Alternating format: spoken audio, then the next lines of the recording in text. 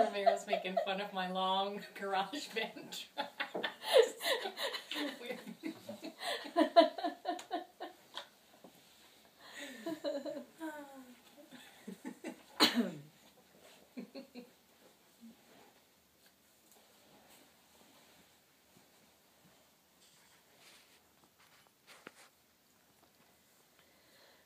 So as always, we call in the four directions.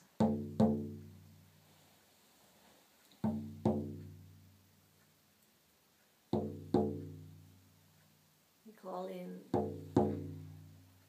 the guardians of the north,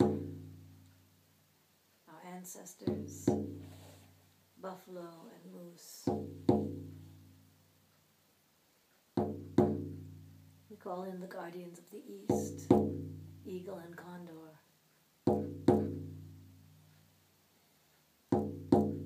We call in the guardians of the south, too numerous to mention all, skunk and coyote and chipmunk and mouse and snake and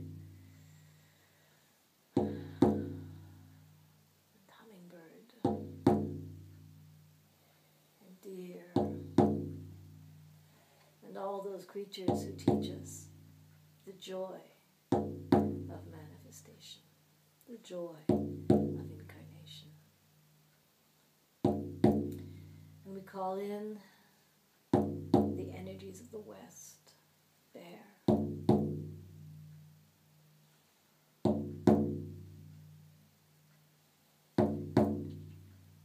And the energies of the center, turtle.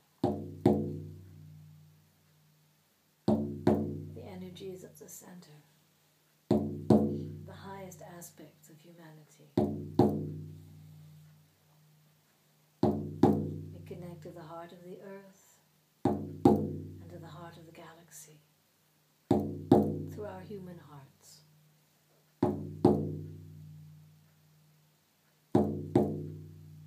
We call in the elementals, the angelic realms.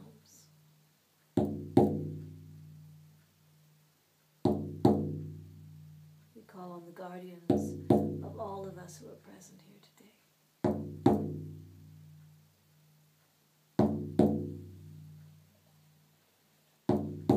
You are our guides and companions on this path towards oneness.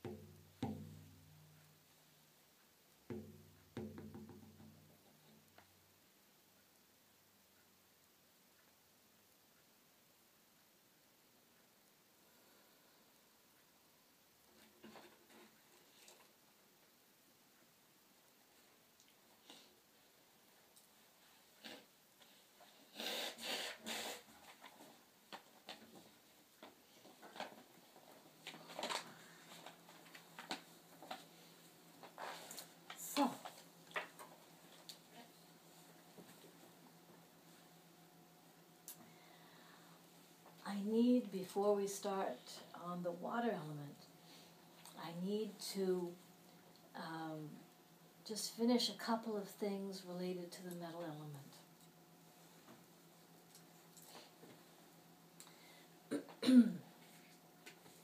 One is that this first part of the cycle that we've been speaking of, where we incarnate, is also related in terms of the life of the person to the time between 0 and 10 years old. And so in this time period, we're working, generally speaking, on the metal element, on incarnation, on how we feel about being in our bodies, learning about this vehicle.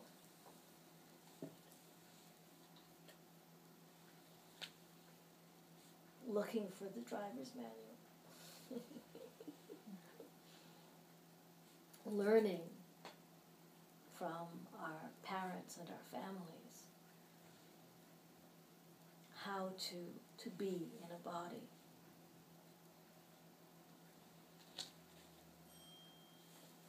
Alors, cette première phase du cycle où on s'incarne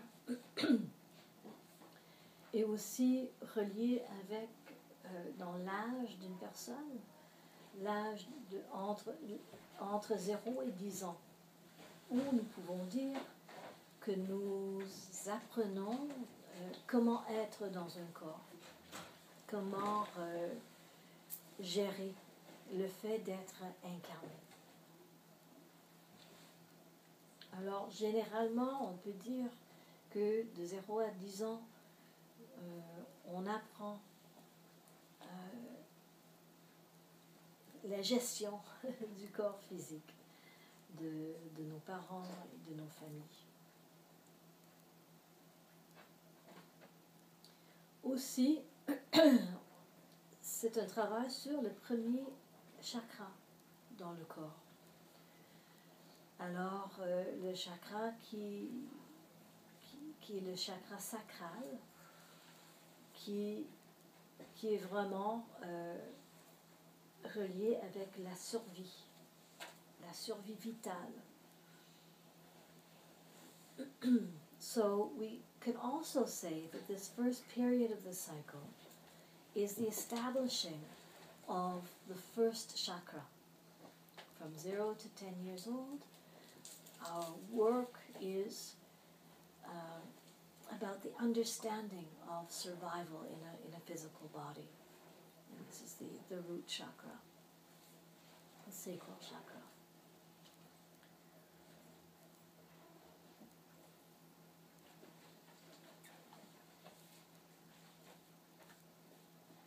Est-ce qu'il y a des questions à propos de métal? Are there any questions about metal before we go on to water? Moi, j'ai une question par rapport aux familles nucléaires dont tu as parlé la semaine passée. Oui. Comment, comme famille plus élargie, comme grands-parents, par exemple, peut-on aider l'aspect métal chez un enfant qui naît dans la famille? So the question, in case it wasn't recorded, the question is about the nuclear family and how, as a grandparent, one can help children in the first phase of their lives in the metal element. No?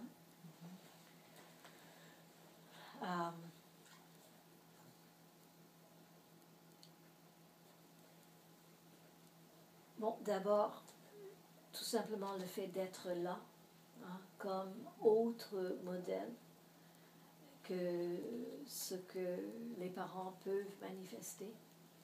Juste ça aide, parce que ça brise les structures de la dualité.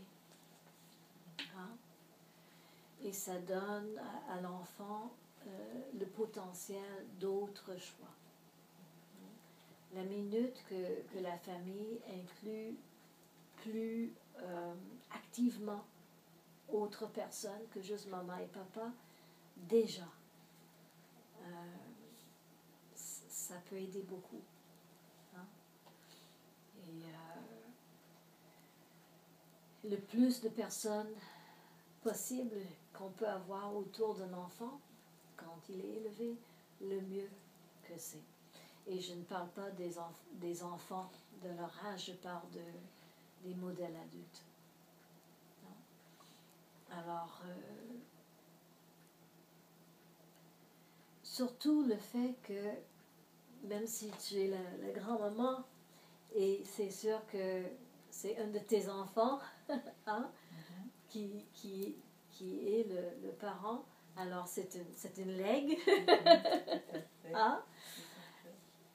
Quand même, toi, tu as choisi de te transformer et de travailler sur toi-même, et ça, c'est incroyable comme modèle.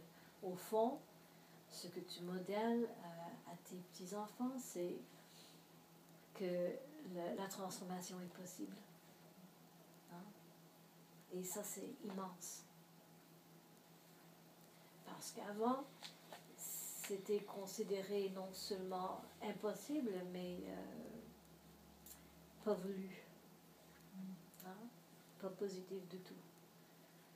Alors, tout simplement de montrer aux enfants que le cheminement vers soi-même est quelque chose qui a une valeur et immense.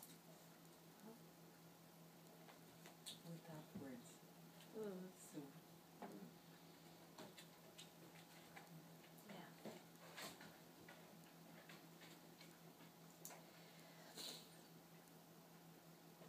So what I said was that simply being another adult model around a child other than the two parents is already a breaking of duality. The more adult models around children there are, the better it is for them. And the minute that the duality is broken, you are also breaking good and bad. Right? There's other options to just the two. And it's true that if you are the grandparent, that you are part of the lineage. But when we're consciously working on ourselves, what we model to children is that not only is change and transformation possible, but it's something that has value. And that is already a huge shift, because not only have children traditionally learned that change is not possible, that they're locked into a certain identity for the rest of their lives, because that's what their parents believed. But also change was not desired, because the identity and holding on to the identity was so important. And so to model to a child that transformation is valuable and possible is a huge thing.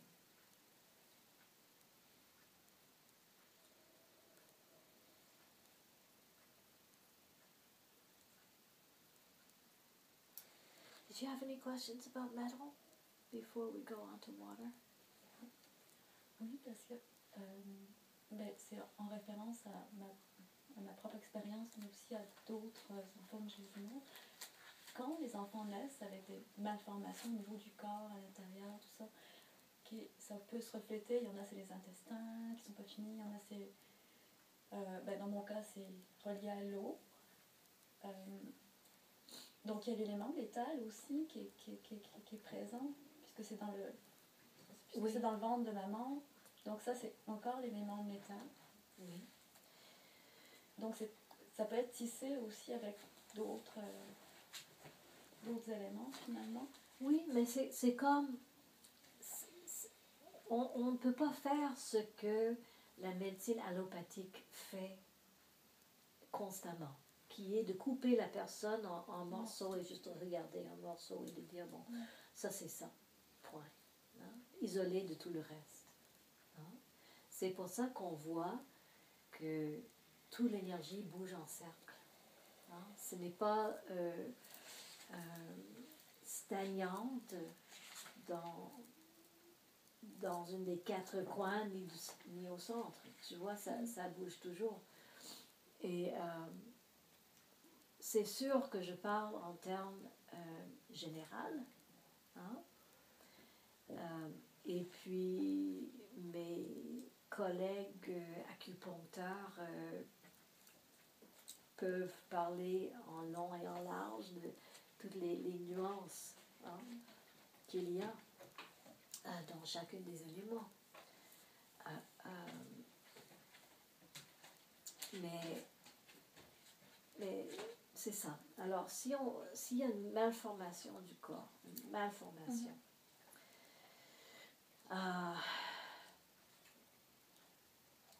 c'est sûr que ça joue dans un thème généalogique, un thème héréditaire, qui tourne autour de prison et temple. Hein? Alors, ce corps que j'ai, est-ce que je peux le voir comme étant parfait, même s'il est défini comme étant handicapé, imparfait en termes de son fonctionnement. Hein? Hein? Alors, comment on peut voir la perfection en tout ce qui se passe, hein? En chaque corps qu'on peut avoir, chaque véhicule qui est créé pour nous et après créé par nous. Hein? Alors, l'âme arrive dans un corps préparé par les ancêtres. Et ça, c'est comme la matière crue que nous avons à travailler. Ça, c'est le legs que nous avons à prendre et à mouler dans une autre image peut-être. Alors, soit on le prend et on garde toutes ces idées d'imperfection, de souffrance, de carence, hein, et bien sûr de culpabilité et tout ça, hein, ou on incarne comme âme le plus possible avec l'acceptation du travail qu'on a choisi. Hein? Et selon les déformations, on peut voir c'est quoi le travail, hein, qui a été incarné par les ancêtres. Hein? Alors, si c'est une déformation au niveau des poumons ou du côlon, nous pouvons voir que c'est en lien avec un sentiment d'être isolé, de solitude, et du corps comme étant en prison. Et c'est ça que la personne aura à travailler dans sa vie. Hein? Etc. pour chacun des éléments et les organes reliés avec. Est-ce que tu dirais qu'à cet âge-là, il y a déjà un choix possible? En tout cas, moi, ce que il me semble que c'est que le legs ancestral est très fort par rapport à la nouvelle âme qui s'installe. Et il me semble qu'il n'y a pas vraiment de choix. L'âme est si grande. Hein? Et la chose, c'est que le défi pour le parent, c'est vraiment de voir la grandeur de l'âme dans le corps. Hein? Ce n'est pas... nous pouvons voir le nouveau-né comme étant tout fragile, un tout petit être non formé. Hein?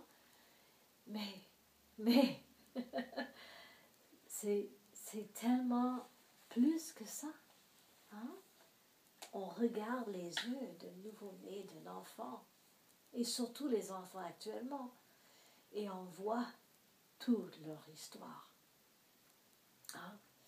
Alors, même si peut-être les mots, les paroles qu'on dirige à l'enfant sont pas, on peut croire qu'ils ne sont pas compris, il y a une communication avec l'âme qui est là, et oui, il y a un choix. Hein? Les gens souvent vont me dire, « Ah, j'ai contacté mon état interutérin et c'est sûr que je ne voulais pas naître. Hein? Je ne voulais pas venir. » Au contraire. Mais au contraire. C'est le contraire. Exactement. Parce que sinon, malgré tout ça, on arrive pareil. Exactement. Alors, la personne se rend en contact avec l'état une fois que la personnalité a eu peur. Hein? Et oui, après, on peut se dire, bon, qu'est-ce que j'ai bien fait? Mais c'est sûr qu'on ne s'incarne pas si on n'a pas choisi de s'incarner. Hein? Hein? Et c'est ça le défi d'un parent avec un nouveau-né, c'est justement de traiter cet enfant comme l'âme que c'est. Dans un corps qui va de 0 à 10 ans, hein, dans cette période, apprendre à incarner, à gérer, et à vivre dedans. Oh!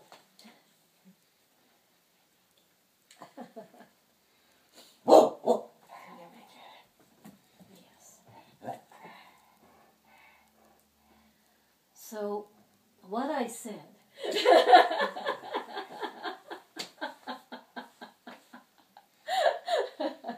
You can tell the three of us are just like, wrong. I understood most of it. Yeah. You Yeah, can yeah, repeat it again. You can just do it in English. I mean, I don't mind, really.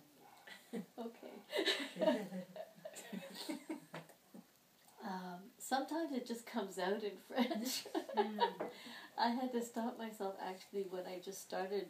I was going to start in Spanish, but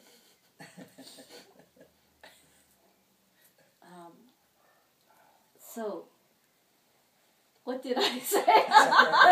Wait, we'll rewind it back. Okay, so the next question is about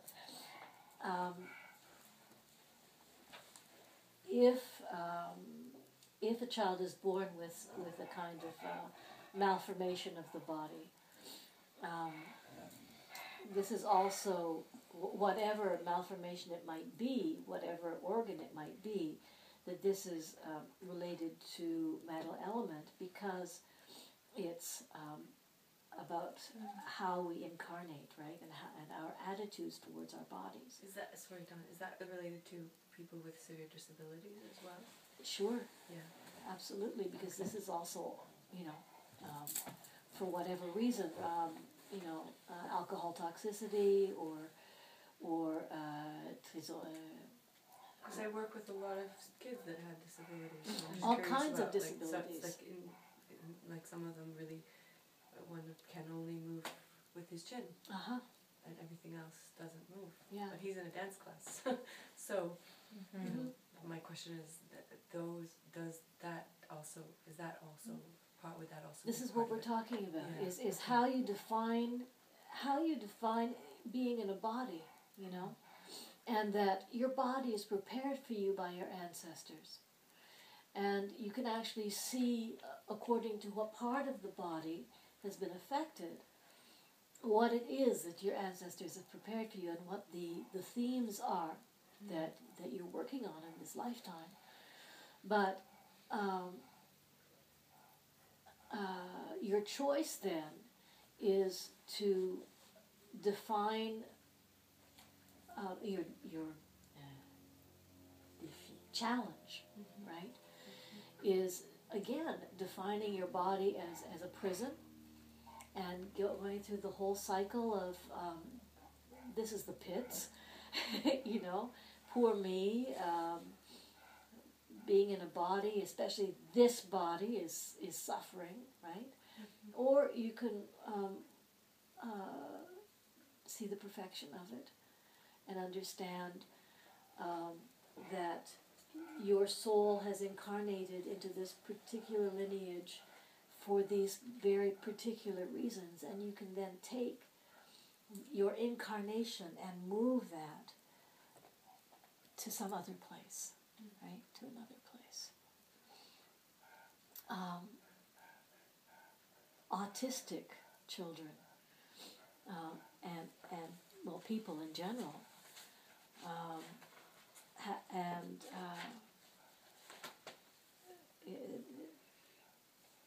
well, particularly autistic people and children have so much to give and to teach to the rest of us who don't have as obvious problems.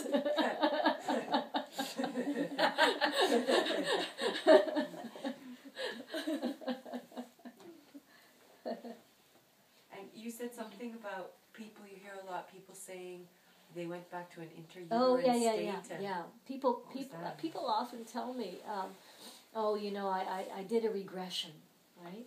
I did a regression and I saw that I really didn't want to come here.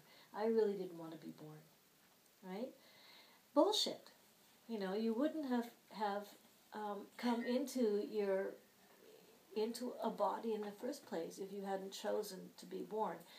But what they're coming into contact with is how they felt after they'd come into the body and then started experiencing, you know, all the things that we experience in our mother's bellies, whatever that might be, right? Yeah. And then there might be the reaction of, oh, I've bitten off a lot here.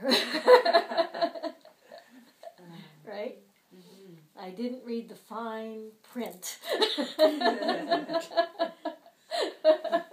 That manual wasn't sent to me. Yeah, and yet that's not true either, you know. And then there was the I was also talking about how we can look at a newborn baby as being fragile and all new and shiny and unformed, and yet when you look into the eyes of a newborn, and especially the children who are being born now, whew, you see the hugeness of these souls, the wisdom and the courage of these souls that are incarnating now. And our job is very simply to keep them safe in their bodies, to help them to learn how to manage being in their bodies as their bodies grow and shift and change, to help them become fully incarnate and to live in every little particle of their bodies. And from 0 to 10 years old is really this time of learning how to survive in a physical body. And then from 10 to 20, we're starting with water element. And it's, as I said to Dominique, it's not, we never like totally finish with one and then move to the next and finish with that and then move to the next. It's really a flow of energies.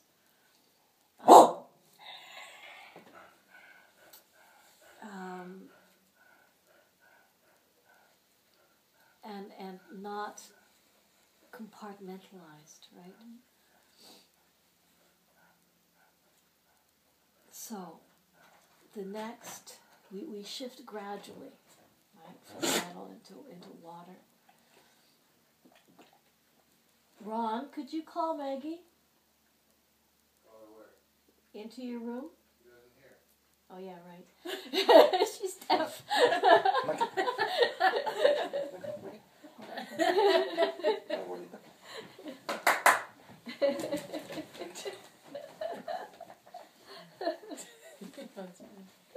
That was effective. Yeah. Thank you.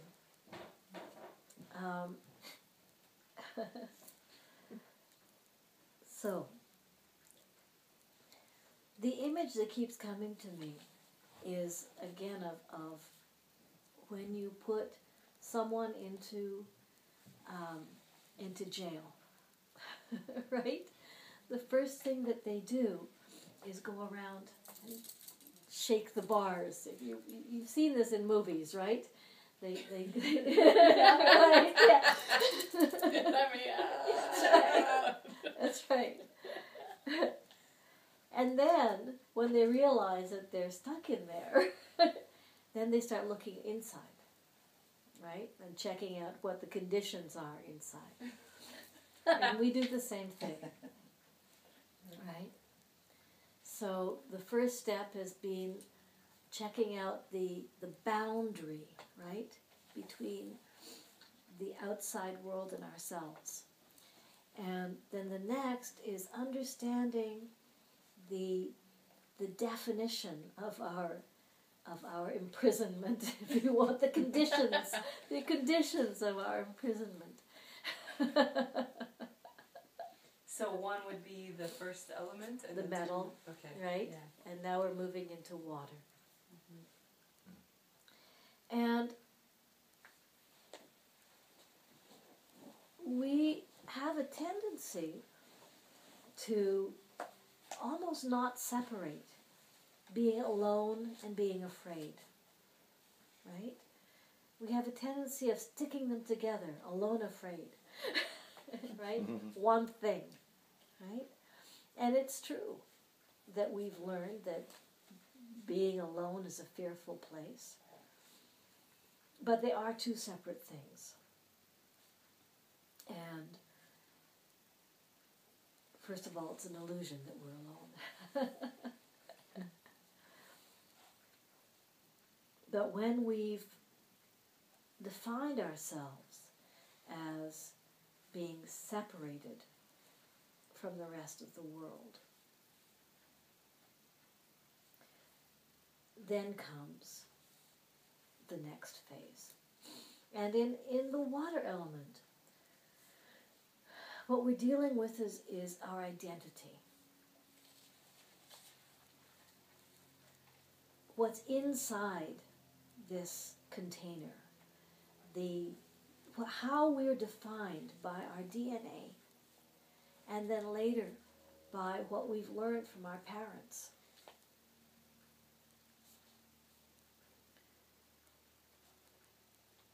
Who we are supposed to be. So, because we know that we learn two identities, complementary and opposite in many ways, we learn two identities from our parents. But on top of that, we also have who we really are. And so,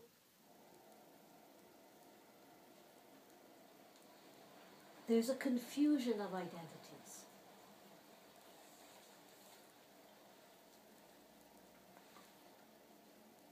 And you remember that we spoke of how we take in the more masculine parent, one who's more masculine energetically on the right-hand side of the body, and the more feminine on the left-hand side of the body. That at the time of puberty we choose which parent we're going to manifest externally and which one we're going to hide inside. And then when we start being attracted chemically and physically to other people, we're going to be attracted to people who are like what we have hidden inside. Right? And so up till now we're talking about the two identities that we've learned from our parents, right? Mommy and daddy. And people will very often just bounce between the two of those, or just choose one, right? Traditionally, a woman would be like her mother, and her mother was like her grandmother, and her grandmother, right?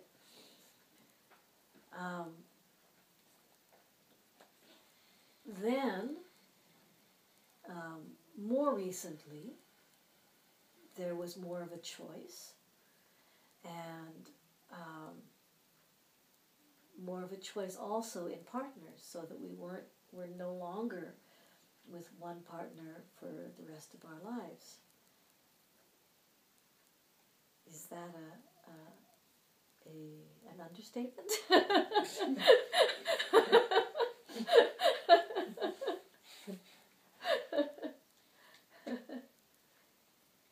Very rarely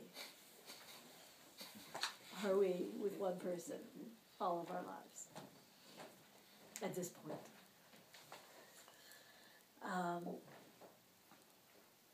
But some people still will just bounce back and forth in their relationships between these two models of mommy and daddy. We do have the opportunity now, and this is a really exciting time to be alive, because we have the opportunity now of looking at our parents, understanding how we've manifested their identities,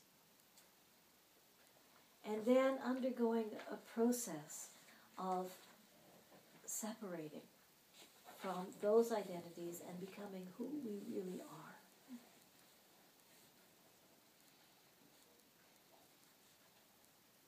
And this is a process that many, many people now are undertaking.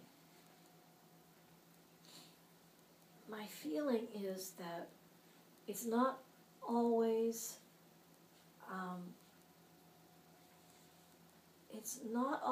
done with the understanding of how we're programmed, right? So I guess I'm talking about The Secret and all of that, those ideas now that our dreams and our realities, are the realities that we wish to create, are all possible.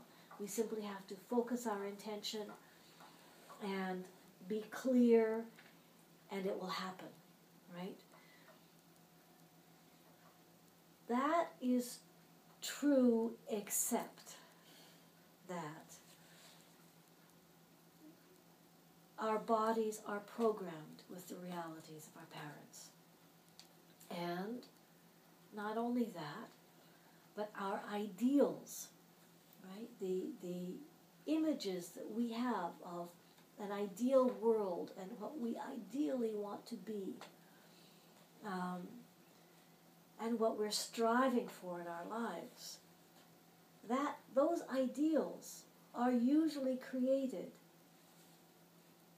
in diametric opposition to what we actually experienced.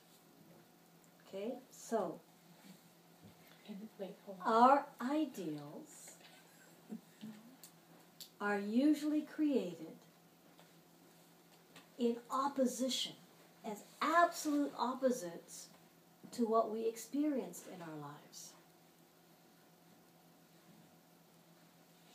Right? So, if we're people that when we were younger, what we saw around us was injustice, then our ideals will be formed around striving for justice. Right? If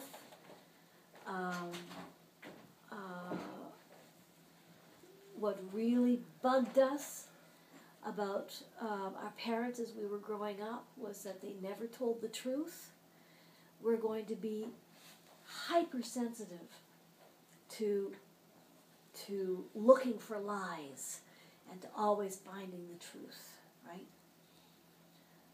You see what I mean?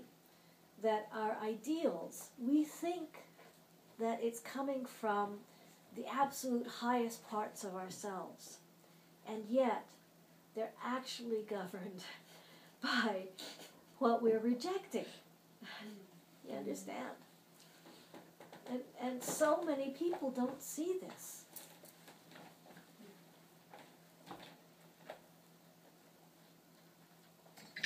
So those things like the secret and the power of intention can work, but in combination with the clearing of the body. Precisely. And its imprinting. Precisely.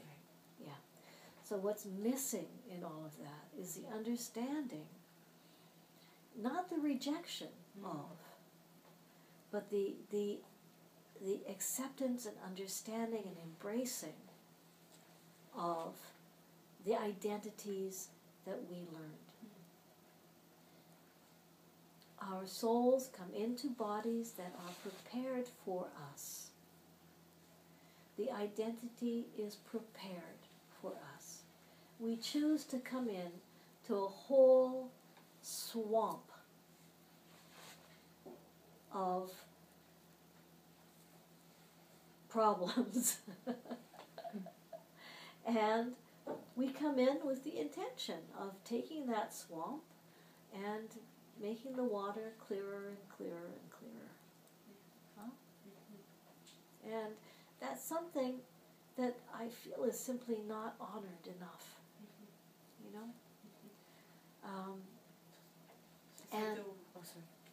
And for me, this is really a basic key to understanding the purpose of humanity. The purpose of being in these bodies and in these lives. And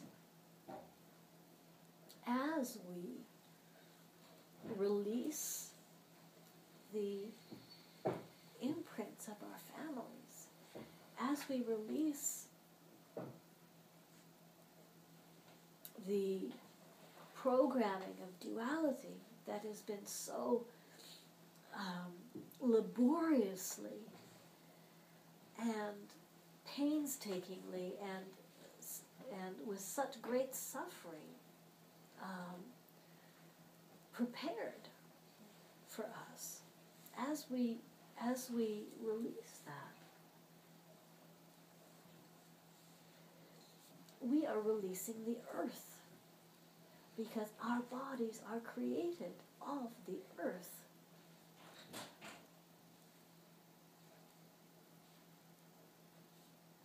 And often when I'm working on people, as I'm touching a person's body, I can see the roots going into the different parts of the earth that their lineage have come from. And working on that person's body clears a line that goes into those places in the earth. I don't know how to explain it otherwise, but it's as if we all have roots going back through our ancestors and touching the different parts of the world that we came from. And as we release duality from our bodies, as we release the belief in suffering and separation from our bodies, it's released all through the lineage and touches the parts of the world that we came from. This was very, very clear to me working in Colombia, where nobody is very far from their indigenous roots.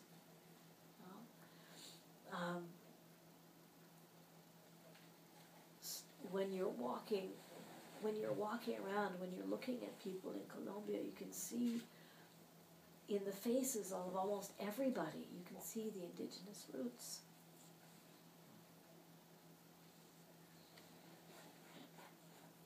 And it was so powerful for me,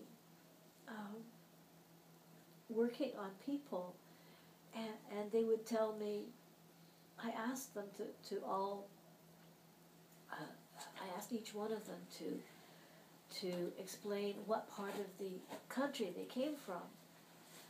And they were all very clear and very proud, and, I come from here and here and here and here, the different counties, the different villages.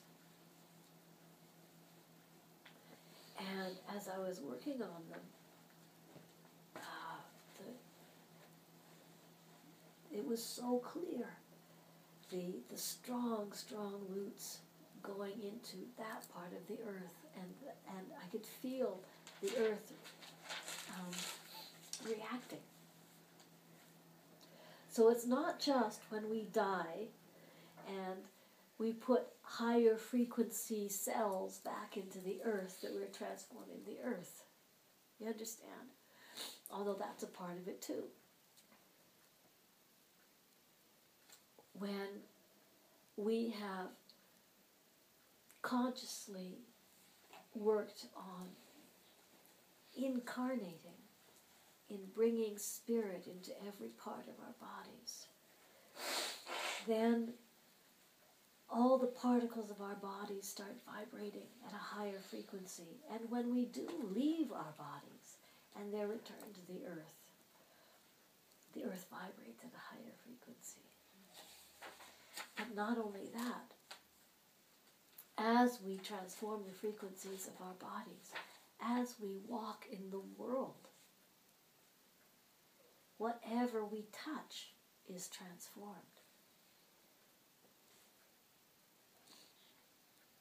There's so many TV shows now.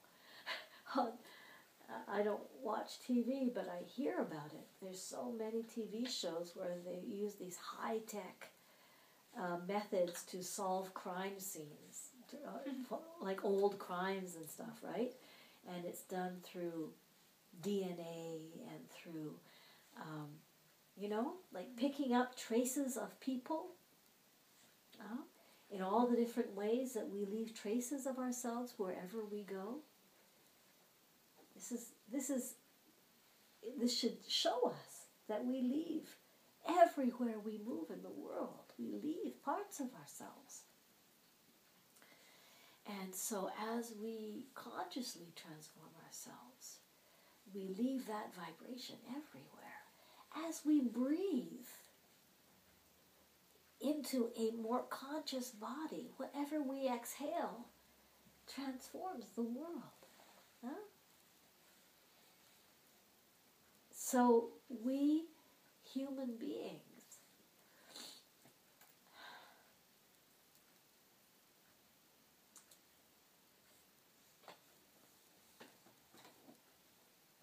consciously transforming ourselves become tools for the transformation of the planet.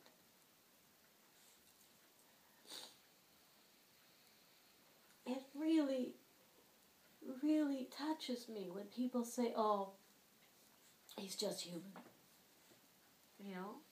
And when they mean that as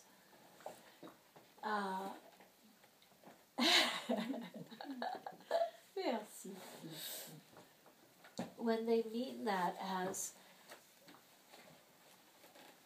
he's full of faults and imperfections.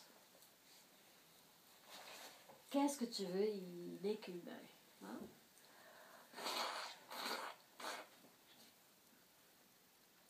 He's only human. It's such an honor to be human right now.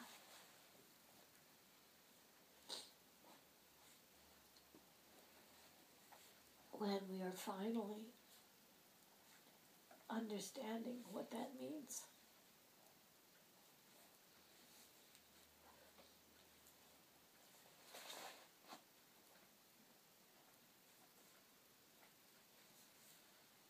So,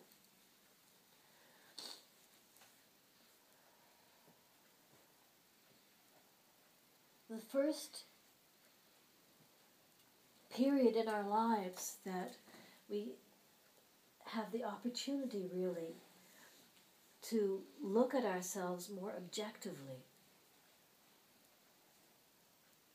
when we've accumulated enough information about our lives to be able to stand back and observe it a little bit, is at the end of the 20s, sometime between the age of 26 and 30,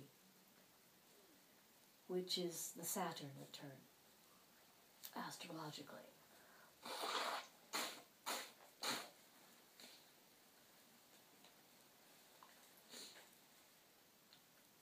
Typically what happens at the end of the 20s is some crisis of some kind. We'll lose a job, there'll be a death of someone close to us, we'll move, we'll get sick. Something like that happens to shake us up. And it seems to just fall from the heavens. Nothing expected.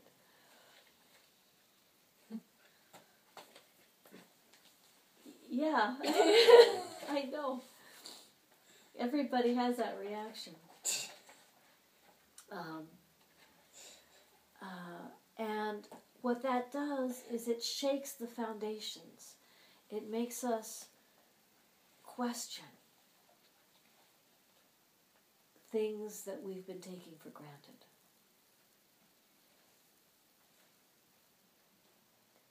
And we have the opportunity at this point to start really observing how we've managed our lives up till that point.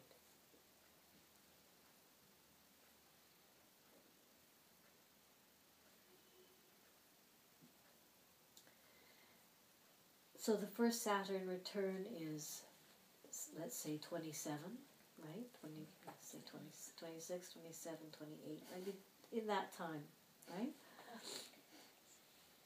And then the second one then comes around 26, 27 years later. And then the next one, right? We're living longer and longer.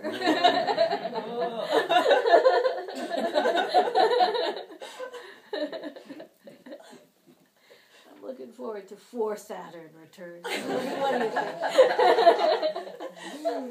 So technically this one is the first, the 26 to 30? Uh-huh. Okay.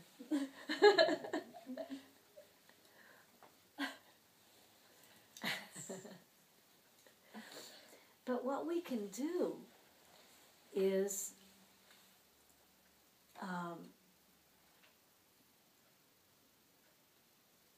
look at how we've manifested both of our parents. We can, at this point, see how we have really blindly simply repeated mommy and daddy.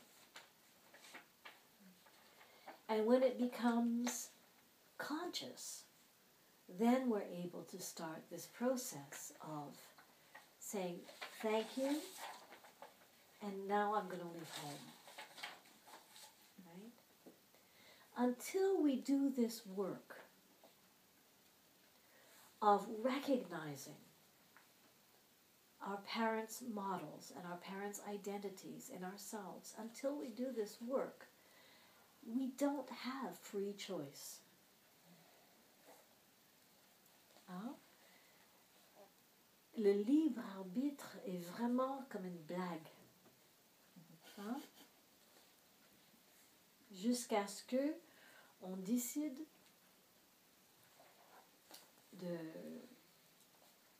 de faire ce travail de tri, hein? de séparer les identités parentales avec qui nous sommes vraiment. So I guess if that's something we haven't really done, that's probably a good thing to do, right? Yeah, Yeah. because otherwise, I mean, We should turn the light on behind you too. Yeah, Yeah. I was thinking that too. freedom of choice. Yeah, I'm not in a frame, I hope.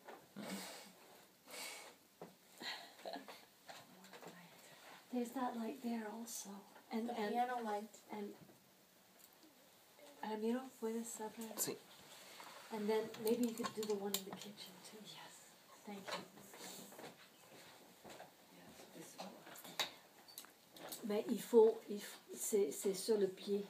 Il y a un petit bouton qu'il faut tourner.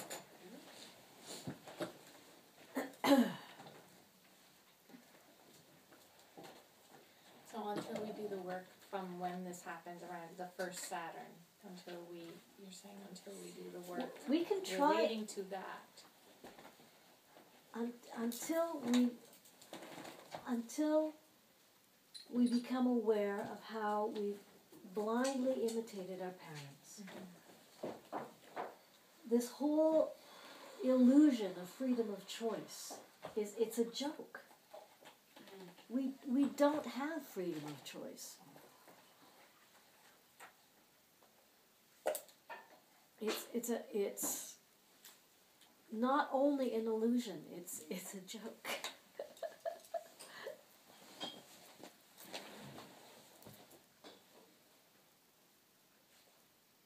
And a lot of people are laboring under the belief that they're free-thinking individuals. And this gets in the way, right? Yeah. Yeah. Yeah, and they're really not, because every thought and action and belief has been carefully programmed over generations and generations. And either you're imitating your parents or you're rebelling against them, but either way, it's the same thing, you know, and you're caught in duality.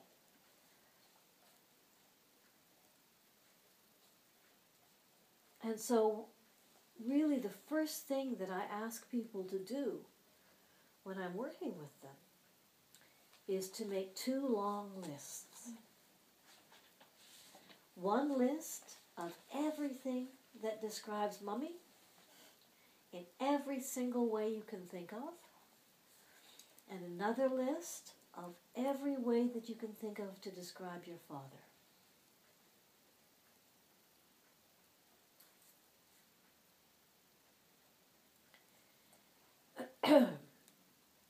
And then, after you've done that, you go to each aspect and see how you have manifested it in your life.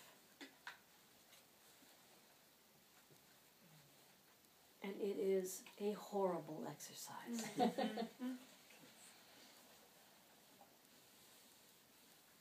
And it is really the first step in becoming conscious and finally having freedom of choice and becoming who you are.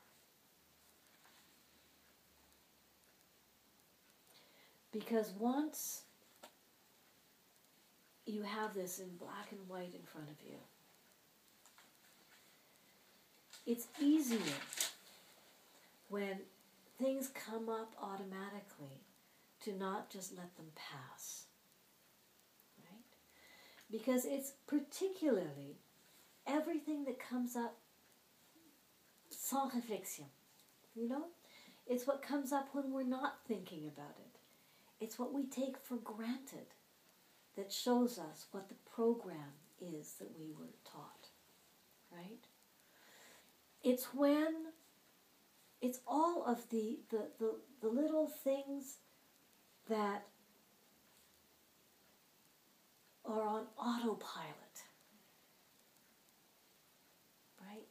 It's the parameters of our autopilot program. That's really maybe the best way to describe it. And particularly when we're under stress, when we're backed up into a corner, when we feel like we've got no choices, we're so tired, when we're really in survival mode, that is when what comes out of our mouths and what we do is going to really show us what we were taught. This is when we say things that we swore we would never say. We think things that shock us. Because we swore we would never, never, never think like that. And we've judged people all of our lives who think like that.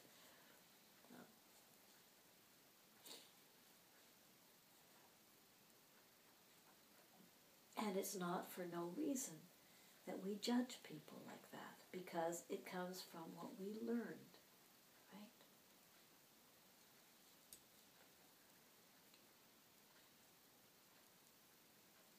So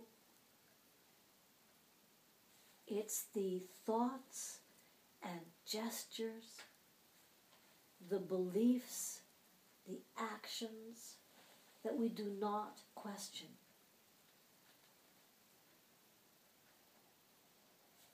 I'm just made that way. Or it's things that you simply don't even think of questioning. And so by definition, it's unconscious. It is not conscious. So this is why I'm saying that the first step in helping it to become conscious is to make these two lists and to see, to really reflect on how we've manifested each thing. And often it takes a while to see.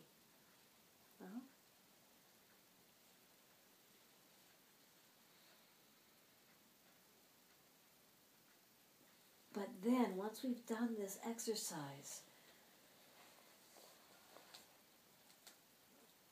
and when we've set the intention of seeing,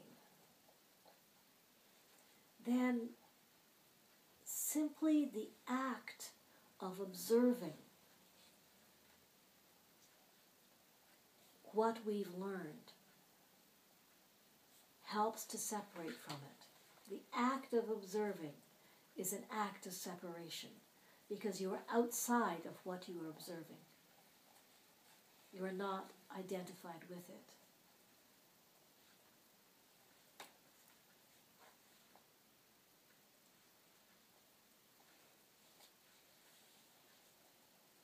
It just reminds me a little bit of something that my yoga teachers would always talk about, is in observing the thoughts, or sometimes they would say taking in the air and allowing the air to go to places in your body where you're feeling discomfort or pain or emotion, and allowing it to go there without judgment. Because we can allow the air to go there and think, oh my God, here's this place in my body that's really in pain, and then start thinking and kind of freaking out about it. Or that's what I thought was always really cool about that, is that they would say, allow the air to go there and not judge what you find. And I think that it kind of just makes me think about everything that you're saying now, is that act of observing can also allow us to have compassion and not judge, or just being able to, because it struck me earlier that when you were saying, I wrote it down here somewhere, for Saturn return, embracing those identities we learned has to do with having compassion, right? And then that relates to how we deal with other people. Because I think most of the time we think about having compassion for others before we actually have compassion for ourselves. Or compassion for or whatever it is that we find in there. Yeah, right? well the thing is that whatever we find in there is related to our parents and to our ancestors. Whatever we find in there is related to them. And I really think that in the in the Ten Commandments, the biblical injunction to honor thy father and thy mother, they don't say love them. They say honor them, right? And I think honor thy father and thy mother is really seeing them and accepting them, right? And what they've done to carry on the lineage and to struggle through the themes of duality that they learned.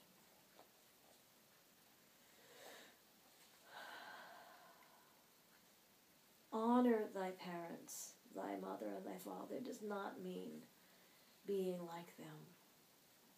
I think that we've understood that as meaning imitate them. And you're bad if you... And you're bad if you don't, right? So honoring them we've understood as meaning carrying on their traditions, obeying them, right? But actually to honor anything is to see it as it is and to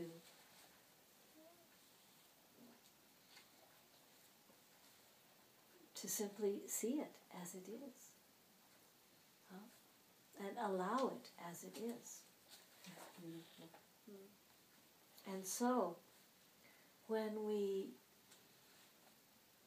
honor our parents, we can have compassion for them. We can separate from them. Part of honoring them is seeing them as separate from us. And if we can have compassion for our parents, we can then have compassion for anyone. And this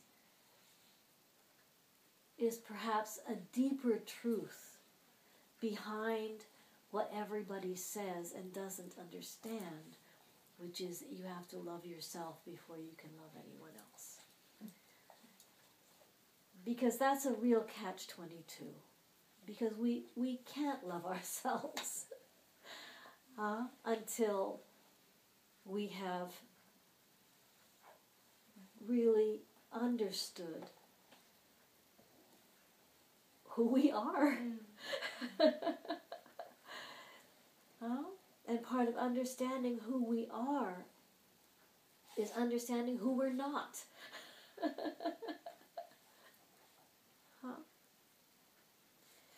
And there's an understanding that there's a dissonance / difference between what we learned we were supposed to be and who we really are. Right? So yes, in yoga and in all of the meditations that we do and the visualizations that we do, we come into our bodies and go exploring with our breath and our awareness and understand that what we encounter there in terms of contraction and pain and cold and lack of energy of any kind is related to what we learned. I.e., what we've been bequeathed by our lineages, by our parents and our ancestors. Now the north is the direction that's related to the water element, right? We've come from the west and the metal element, and now we're in the north and the water element. And this is related to the ancestors. This is the place of the ancestors in the medicine wheel. It's the place that traditionally is related to prayer and thanksgiving, the honoring of the ancestors. Again, in the indigenous tradition, this is their words too.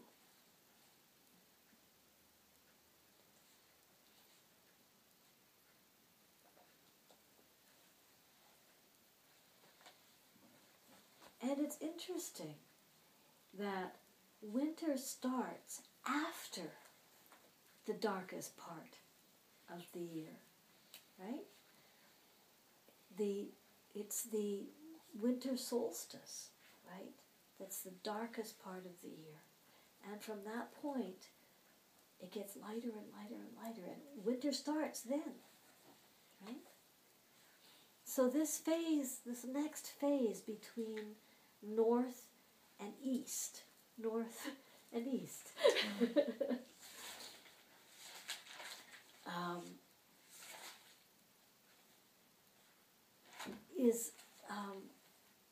can be visualized as the bear who in the autumn has gone deep into her cave. And as she goes in, she's digesting everything that she'd gathered during the year and taking responsibility for it all and looking at cycles and making it all part of her, understanding how it's part of her.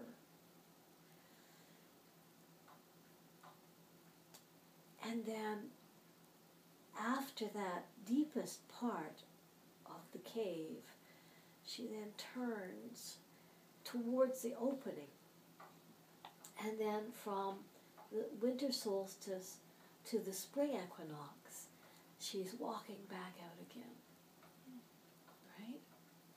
And this is a period where we're deciding how we're going to dress. What am I going to wear when I go out? Right?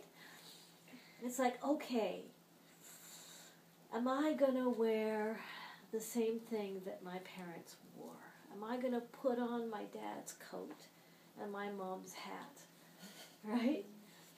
Am I going to wear the mask that my family has always worn?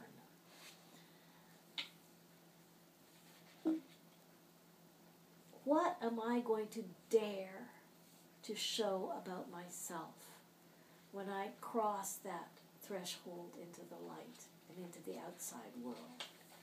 And so this period is really about looking at what we learned and deciding, okay, how am I going to leave the cave this time? How much of myself am I willing and able to show?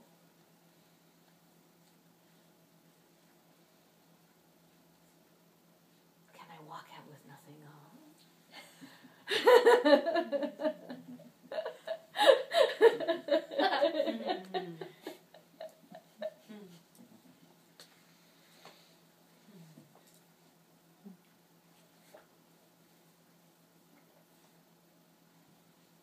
And this describes perfectly this period of the year and the process that we're all going through in this period. Could it be kind of like a snake that sheds its skin? You know, this Yeah, except it's not all in one nice long piece. It was a nice admission.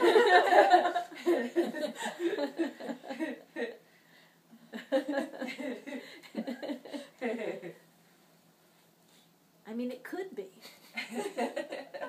right? But it's really rare. it usually doesn't feel safe for us to say, okay, that's what I learned from my parents, that's no longer me, that's it, that's all. You know? And that doesn't feel safe because we require a clan and a tribe.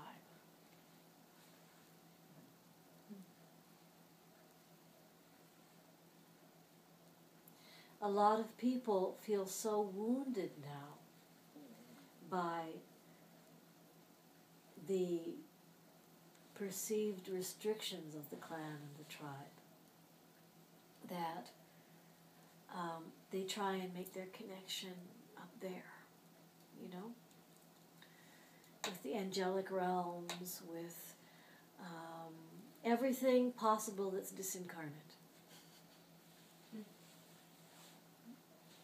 And is there the opposite reaction? Because if I think about what the community that I'm related with in the dance community and some communities and kind of the feeling that some of us have is that the older generation of dancers is holding on to all of this knowledge and they have this intense bitterness about not being recognized, and so that what they're passing on to us, the next generation of who will kind of like keep the dance alive, is this feeling of bitterness and withholding, and there's this intense movement to create these exclusive groups and gangs and clans of people that only help each other, but only if you comply with the rules of that group, which sometimes mean being not honest and not telling the truth about what's really going on to fit in. And so it's just struck me right now that that's what's going on in our community, that there's this kind of like, and so it seems like it's almost like a reaction to the fact that people are finally close to letting, or, you know, Exactly. letting go of that. This is happening everywhere in the world. I mean, you see this everywhere, politically, you see it, you know, wherever there's the movement for the individual to self-realize. There's also the equal and opposite movement of society, the clan, the religion, whatever defining identity we're dealing with, to say you're wrong, you will be punished, you will be excluded, you will be exiled, and you will die. You know? I mean, that's the bottom line, is that if you do not belong to the group, then you will fade away and die. And rewarding those that follow the rules and go along. Well, of course. Yeah, I mean, and you find this everywhere. I feel that it's almost nowhere more visible than the United States right now. You know, it's this is everywhere. We are at that center point now, and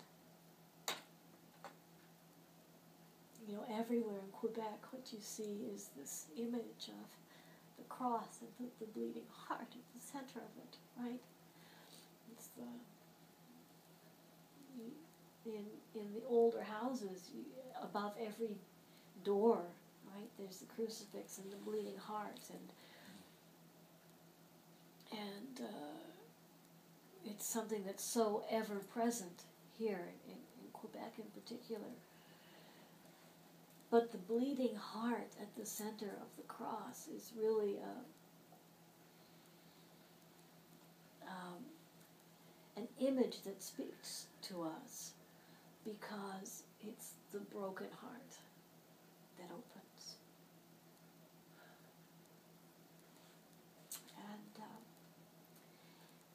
And that's what's happening everywhere in the world now. Is we're seeing people with their hearts breaking open for so many different reasons, for economic reasons, for health reasons, for simply seeing so much suffering around us. is that our hearts are finally breaking open.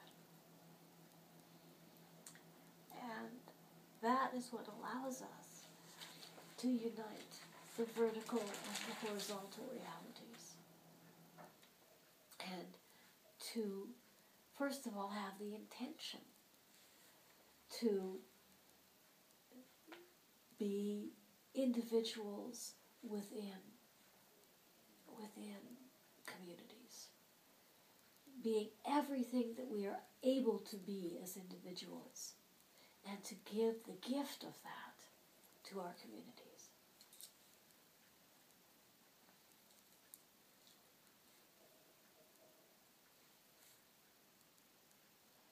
That's where we are now.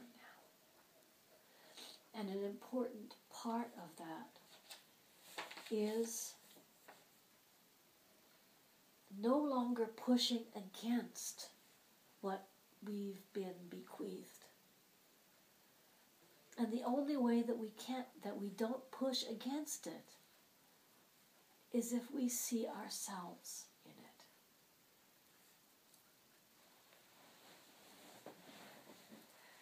And that is compassion.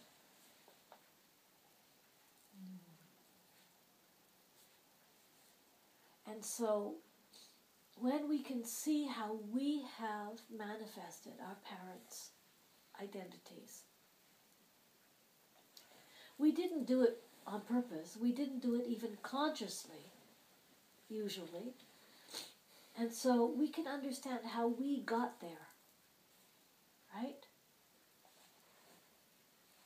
And if we can understand our process of becoming like that, then we can have compassion for our parents.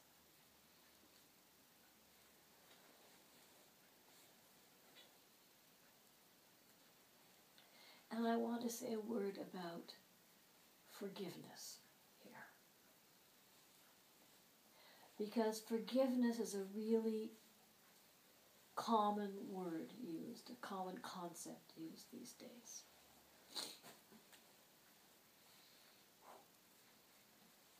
And I don't think forgiveness is enough. I think that forgiveness is, first of all, defining somebody as the bad guy who has done something wrong. And I'm the good person who is somehow superior enough, spiritual enough, open-hearted enough to be able to say, it's all right, you have sinned, but I forgive you.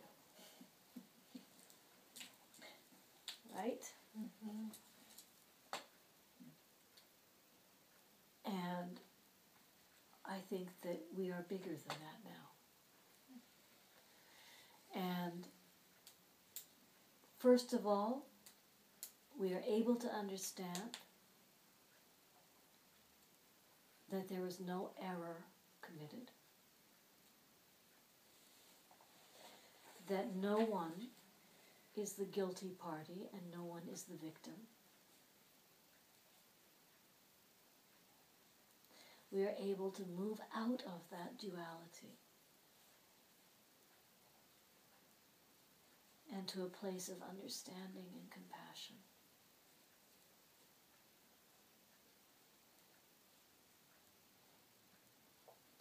And that place of compassion frees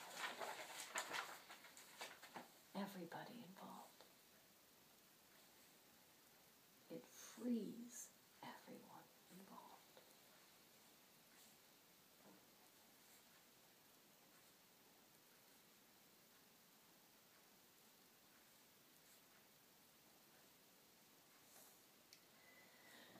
The part of the body related to the water element is the genital urinary tract. So the kidneys, the bladder, the reproductive organs, and all the tubes that connect everything. the sense organs that are related are the ears, which are in the shape of the kidneys, right? And then there's the bones, the skeleton. And this is really very beautiful because the skeleton is also the foundation structure, right? It's like that solid identity that we then stick muscle on. Right?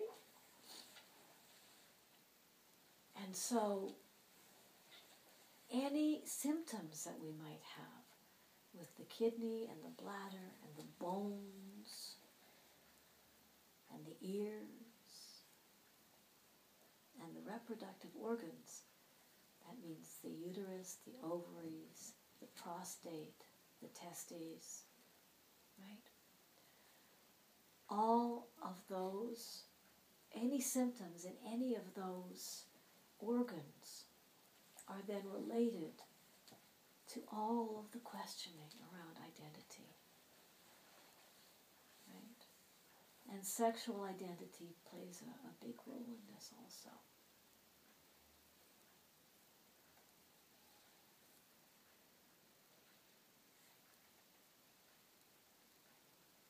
Now, I've said previously that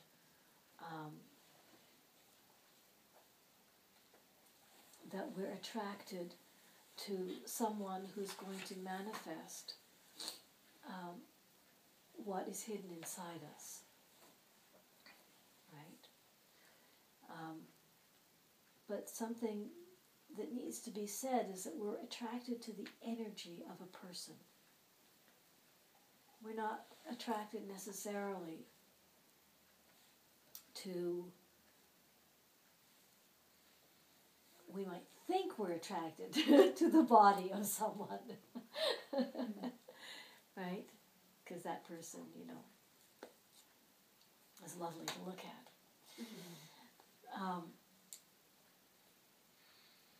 But it's the energy that we're attracted to. And now that everything is so mixed up, and we have women who are predominantly masculine energy and men who are predominantly feminine in energy, and now people are trying to understand the male and the female aspects of themselves and to honor both the masculine and feminine aspects of themselves. Everything is a mess. And it's important to understand that, for example, a woman with a very masculine energy can either be attracted to a man with a feminine energy or a woman with a feminine energy, right?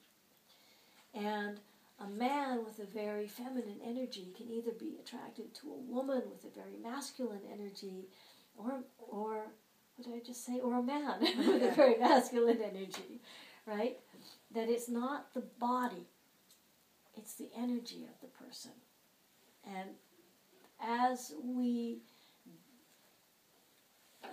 explore and discover more about the dual aspects of ourselves, we need to open ourselves up to whatever experiences and desires and passions arise. You know, we try. This again is part of the tribe and the clan identity, right? The tribe needed to survive, and so you had to, you know, go thee forth and procreate and be fruitful, right? And so, and that meant finding a nice partner of the opposite sex. But first of all, what I'm seeing, and I think you'll agree with me, what we're seeing now is that people are getting together in heterosexual relationships and having kids. And in having kids, they will often replicate all of the parental stuff and hate each other and not get along well, and then split up. And then the next partner who's chosen, or maybe a few down the road, but eventually a partner will be chosen who is more related to the soul aspect of the person rather than the neurotic familial programming. Understand? So that often we're having our children with people within this duality of mommy and daddy, right? And we play one of the roles or exchange roles within that family. And then when we find ourselves repeating what we swore we would never do, that our parents did, particularly if we're not terribly conscious, what we'll do is blame it all on the other person, right? We'll blame the other partner, the other parent, and end up splitting up. And then we have the option, and this is what I'm seeing more and more, is that the next choice of partner will be someone who is more related to whoever we might, the perception that we have of ourselves as separate from our parents, right? And I'm particularly talking about the conscious community, people who are consciously working on themselves, right?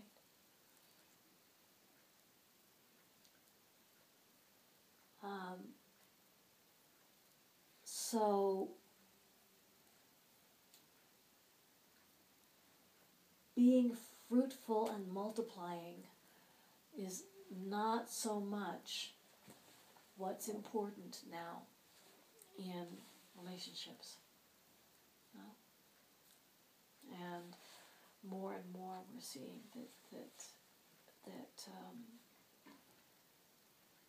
the baby having aspects of relationships are not necessarily the most important aspects, right?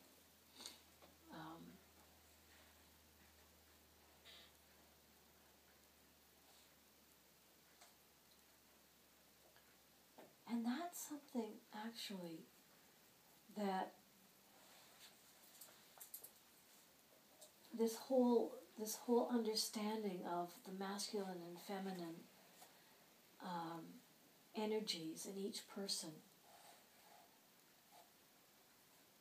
I see so much more in North America than elsewhere.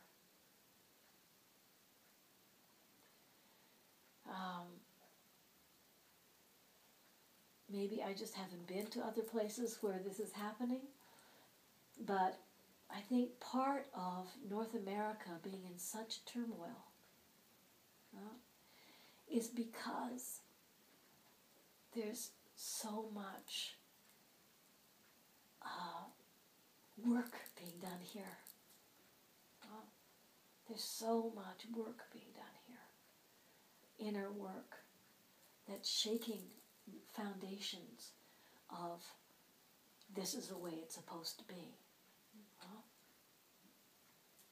And as I said, making it all a mess. And this is good. I have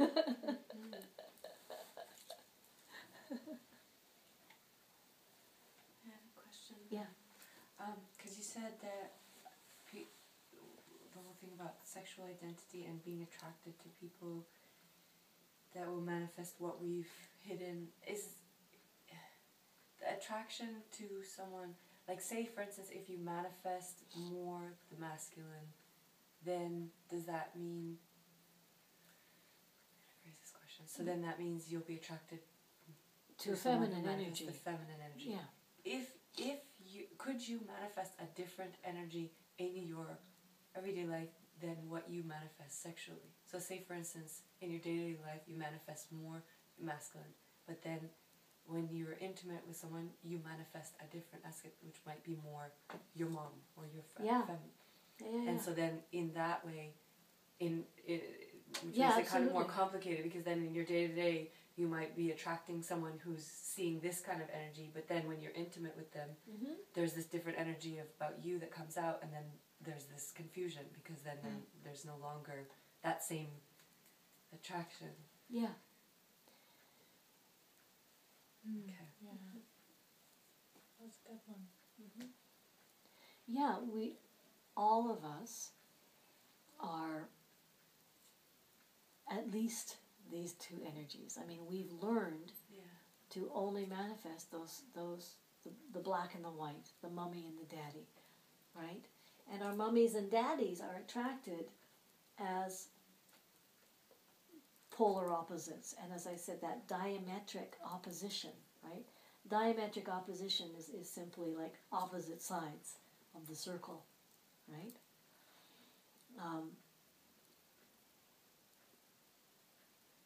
But we have all of that, the rest of the circle.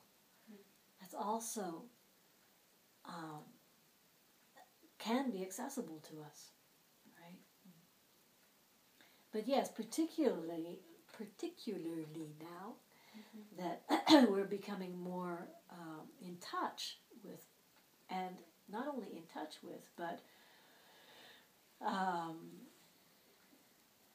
particularly for women, you know, where we've valued in the external world being like men, right? The image that I have very often is that we're, as women, we've put up these huge, this huge fortress around us, right? And actually this is women and men, you know, there's this big fortress with high walls, thick stone, barbed wire on the top, and there's, to protect the door, we've got an ogre and a dragon, right? And And booby traps. and it's booby trapped, right? Exactly. And then in the center of this fortress, there's a tower, and on the tower, there's this little person going, "Osiku, Osiku, help me!" Right? And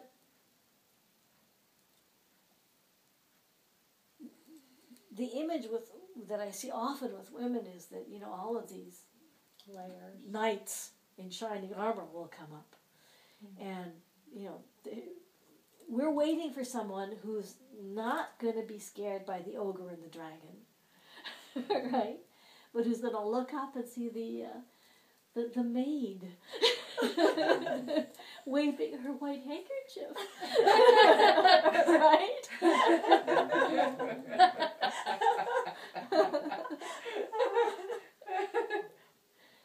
We're looking for men who are more male than we are,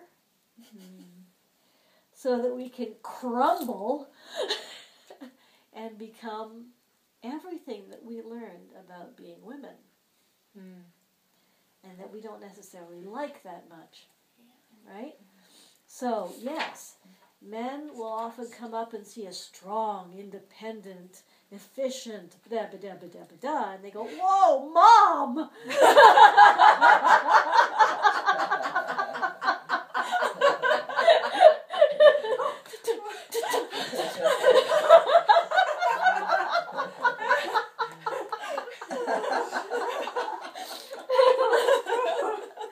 And then you get together with this man who comes along, and "Oh, finally, I can be a woman." And they go, "Ooh, ooh, I thought you were so strong and independent. Classic. Yeah. Jeez. Classic. Right?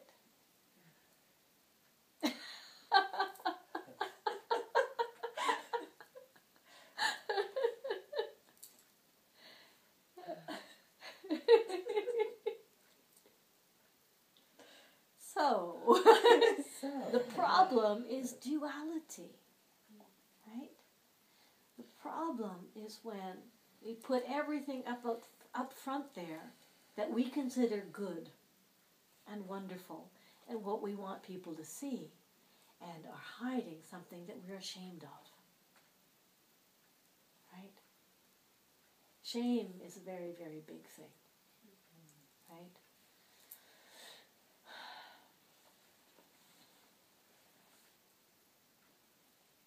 And governs most of us. Shame. Shame. Shame about who we learned we are.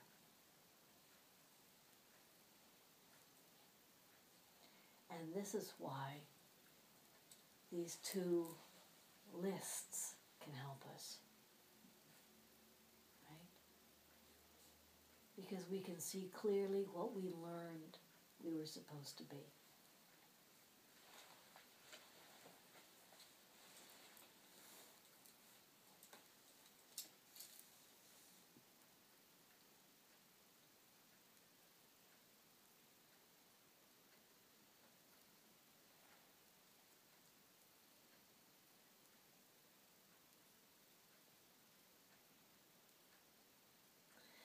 There's no mystery to the fact that women have such high incidences of breast and uterine and cervical cancer. Because we destroy the parts of us that we don't like. We pull the energy out of the parts of ourselves that we don't like. And more prostate cancer is a problem for men, and it's the same thing. And the process is that when we've learned to hate a part of ourselves, we pull our energy out. Or when we've been hurt, when we've been actually wounded in a part of ourselves, right? We take the energy out of that place. And then it requires a conscious effort to reclaim that. Right?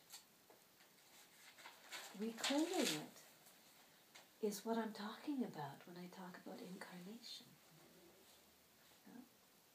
It's really living in that part of your body again. So you see, we come into bodies that already have a program of not living in different parts, as you said, right? Mm-hmm. The parts of us are already programmed to not have energy.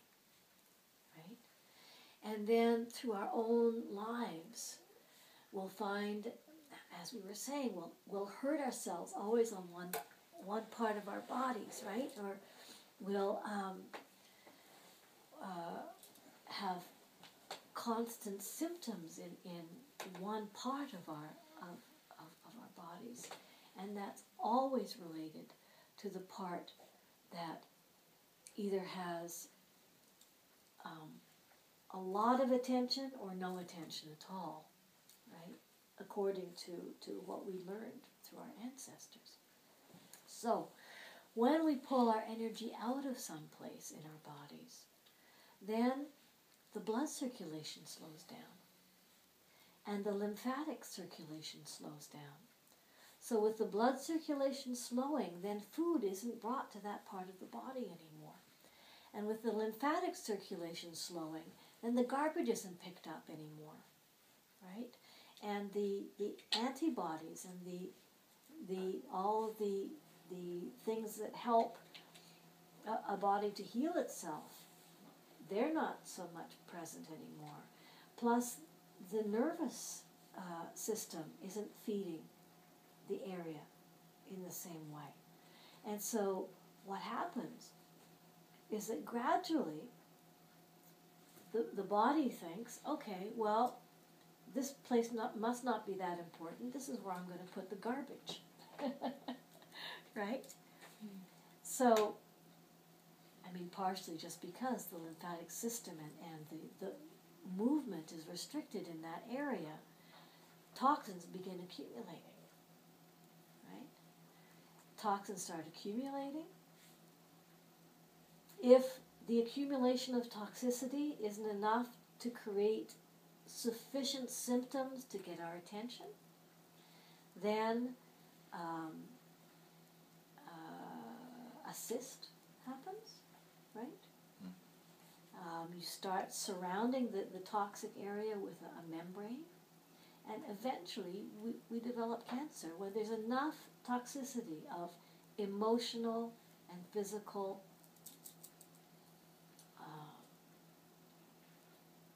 enough emotional and physical toxicity accumulated.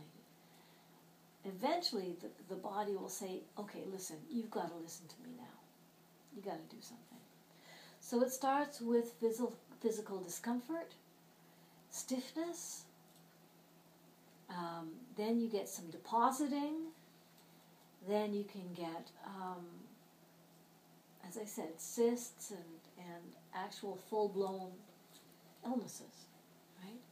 And when we finally, I'm only using cancer as an example, but when we get full-blown, really problematic illnesses is when we go to a doctor and take pills so that symptoms are suppressed, right? And when the symptoms are suppressed, then we never deal with what's going on. And we never have the potential of actually going and reclaiming that part of our bodies. Right? So this comes back to my saying in the beginning that when symptoms arise, then the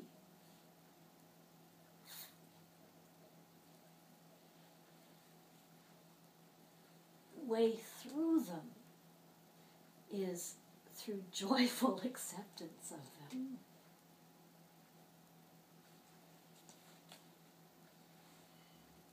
This is why we're here. When physical symptoms arise, it means that part of the program that you came into, developed by your ancestors and by your parents and by your societies, part of that programming is coming up so that you can see it. Yay! Because if you can see it, then you can separate from it. Until you see it, until it's conscious, you can't be free of it.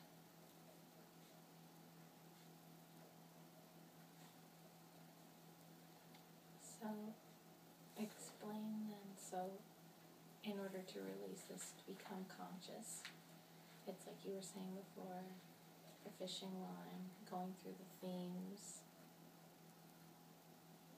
and replaying experiences, and just observing, letting things come to you. Do you actually physically put your energy, like focus, concentrate your energy in that area where the symptom is arising? Yes, you can. Absolutely. In all of the visualizations, right? Yeah. That's exactly what doing. you're asked to do. Yeah. So that we can use our awareness and our breath to consciously go into places, first of all to explore and find the places. But if you've got symptoms, yay, you know. You don't have to do the exploring, you know, it's like signposts are right there for you. This way to you know, this way to self-discovery.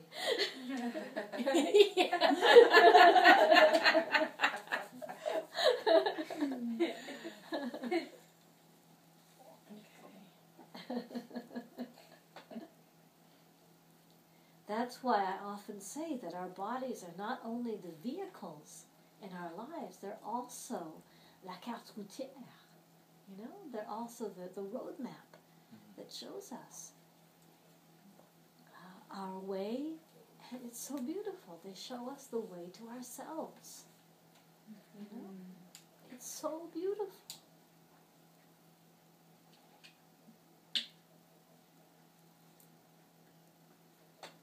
So by doing the visualizations, by doing your visualizations, that can. It's not like you have to sit by yourself with nothing playing and just go to that place. You can, even just by listening to your meditations, that is going to. I was guided to do those visualizations for exactly this purpose of helping people to go into places where they would not necessarily go on their own, within their bodies. When we have symptoms arising, we're so much luckier. Because our bodies are saying, this is what I'm ready to work on. This is right? This is your being saying, all right, this is what's next. Right? This is what you're ready for next.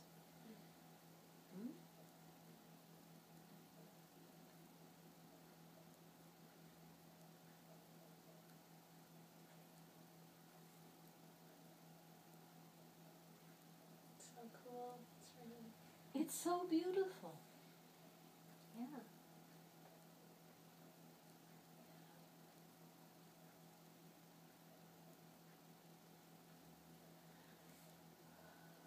Are there any questions right now?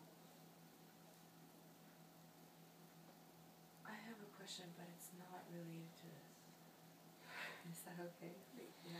No. Yeah, of course. My friend is in the hospital and she has pancreatitis. I'm going to go see her after this. It's much larger than the question I'm going to ask you, but I know it's not related to the two elements that we covered so far. But I just was wondering what that could mean for her, and if you knew any. Like right now, they're giving her morphine to ease the pain. Yeah. And she can't eat. She's on an IV. So, I think it's a good thing for her, because I know that, like, all that we're learning, she doesn't see that, of course, but I know that maybe if she will see it as something that can help her change her life, or what, anything. The pancreas, Yeah. the spleen pancreas is part of the earth element. Spleen, pancreas, and stomach. And that's the center position. When we have symptoms related to the pancreas and the spleen, it's related to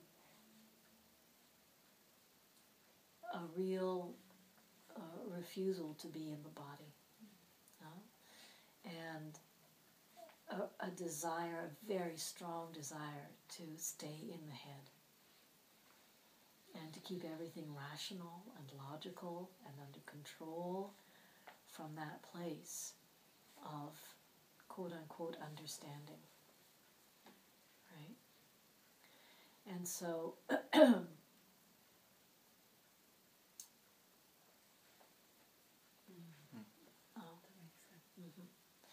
and so her body is in pain, and right, and so she's having to listen to it.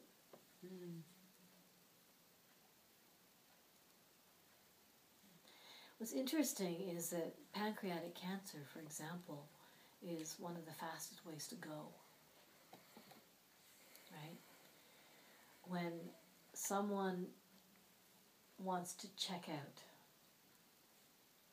Even if they're not conscious. even if they're not aware of it, of course, when someone wants to check out, pancreatic cancer is fast. Yeah, my grandmother.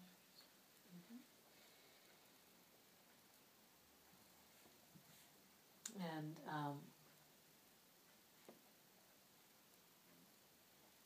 I've seen people more with pancreatic stuff than other people who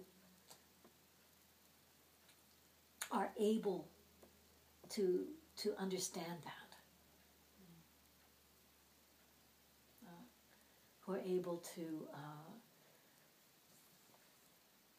connect to that fact that they've been unconsciously rationalizing everything.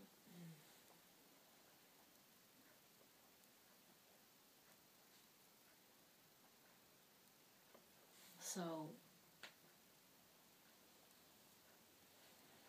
massage her feet. Okay. Talk to her about being connected to the earth.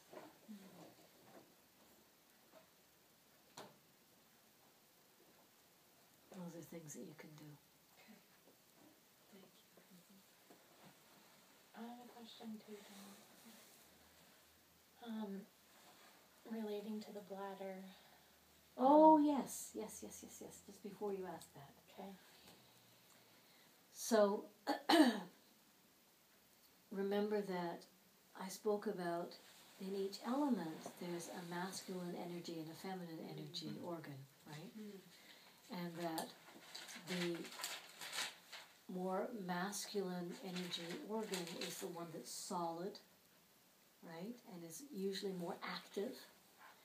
And the feminine energy organ is hollow and a receptacle or a container, right? So in metal element, the lungs are more solid, right? They're not two bags. They're really solid organs, right? So with spongy tissue. So that's masculine. And that's the more masculine energy related to daddy, right? And the intestines are a tube, right? And a container. And so that's related to mommy. So in water element, it's clear which between the kidneys and the bladder, which is solid and which is hollow, right?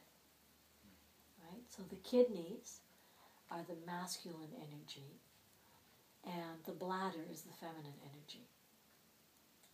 And every time I say that, I get somebody who studied the meridians who says, yes, but the bladder meridian is a yang meridian, and the kidney meridian is a yin meridian. Okay. This is the difference between form and function, in a sense, in that when, and this is a way of simply conceptualizing it, okay? It's like a symbolic description or metaphor for what happens. But when, okay, the energy of the earth is slow moving and moves like this, okay, slowly. And it comes up, the front of the